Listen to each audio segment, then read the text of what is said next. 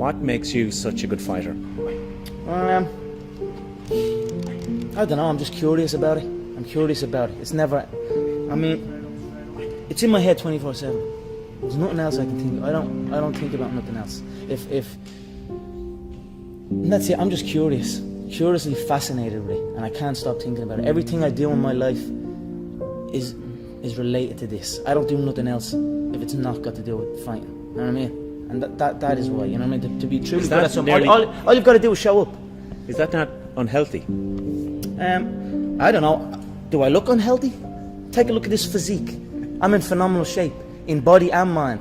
To me, what's unhealthy is living an unhealthy life. To me, what's unhealthy is getting up and going through the same day every day of your life, 9 to 5, in an office or in a, you know what I mean? That's unhealthy.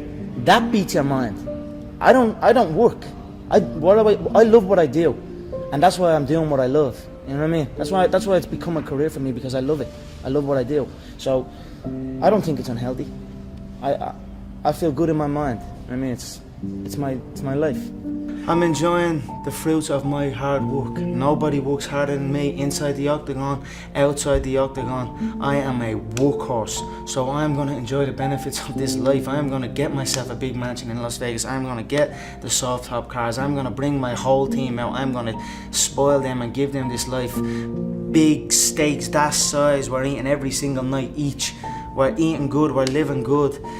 It's human nature. Some people will sit and take positivity from that. They will look at that and take inspiration and inspire. It will inspire them to go and push for that.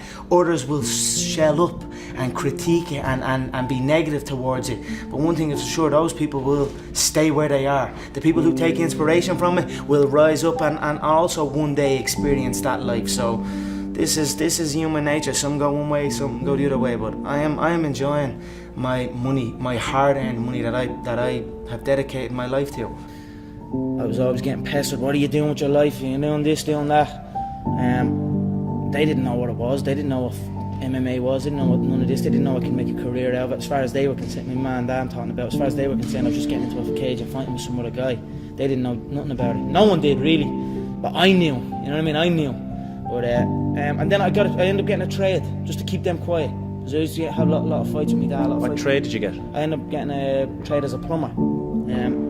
Literally up in the back arse of nowhere, up in Wicklow, the Wicklow Mountains. And funny enough, that site was one of the biggest sites in Europe. Kilturnan. It was right at that skiing place.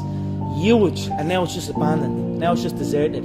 So I used to go up there 5 o'clock in the morning. I was on that M50. I used to have to walk to the N4. About half an hour from my house, wait for some Limerick guy that I didn't even know. He'd drive on the M4 and I'd have to flag him down. Nightmare, yeah. 2 hours down on the M50, 2 hours back. Literally 14-hour days, and I was the first year, so I had to go and do everything. I had to go to the shop, I had to go and get this and get that. So I always had trouble with that, and I was like, this isn't for me. This is not for me. How long did you last? I lasted 18 months doing it. But it was tough, you know. It wasn't the life for me, you know what I mean? And then John said, because I was training with John as well at the time, and then John got in touch and says, I have a show, I'm running a show, I'd like to fight on it. And then that was it. I just packed it in, didn't show up. My dad used to come in and punch the head out of me and like try and drag me out of bed, and I just wouldn't go. You know what I mean? I had an uproar for a good few years with him over it, and that was it. I just packed it in, quit, and then focused on training. And I knew what was going to happen. I knew I was going to get here. They didn't. There's a lot of stressful years. You know what I mean? A lot of tough times. But I proved them wrong. I proved myself right. I cannot put one thing what I'm enjoying. I just love this life that I have created. I love this business. I enjoy work. I don't want to be anywhere else but here. So every day I am enjoying myself. I wake up every day, I pinch myself. You want to see the room I'm sleeping in, you want to see the bed I'm sleeping in, you want to see the home that I am living in. There's an elevator in the home. So I'm on the 3rd floor and I go out, click the button, and it goes from the 3rd floor to the 1st floor. I open up the elevator and I go and eat some breakfast, and then we go stretch out in the sun, and we have a big pool, a jacuzzi. Look, I'm just enjoying the fruits of my hard work. Gratitude is one of the strongest forms of power in attracting good things. You know, if you truly feel grateful for the things in your life, I always felt grateful for even the small things. I always used to celebrate the small things. Now I might be celebrating the bigger things, but I always celebrate every little good thing that would happen to me in my life. Even before I had any kind of money or any of that, I would celebrate and I would feel grateful for it, and it just gave me more. And this is exactly the same thing that's happening right now. I still remain grateful, and more comes. If somebody said to you, you'll have or you'll be as successful as you are now, what would you had said back then? I believe you. That's what I would have said. Because I did believe. Yeah, I believed in it. I had very few people who told me that. I had a small group of people that would tell me something like that. Other than that, it was just me telling myself. Yep. So if someone came up to me and told me that all the way back then, I'd say you're damn right. I don't know how you do it. You seem immune to pressure. You got an entire nation on your shoulders, and you rise above it once again. Yeah, I don't just knock them out. I picked around, John. Yeah, I said this. I'm sure you're probably all thinking in your head, this guy is talking absolute dribble. He's not going to do what he says he's going to do. You're probably all sitting there thinking that. But now here we are again. And I done what I said I was gonna do. I feed off this. I love this stuff. This is what gives me energy. Saying I'm gonna do something. Putting it out there for the world to see, and then going out and doing it. There's no better feeling in the world than that. And it's as easy as that. Say what you're gonna do, and go and do it.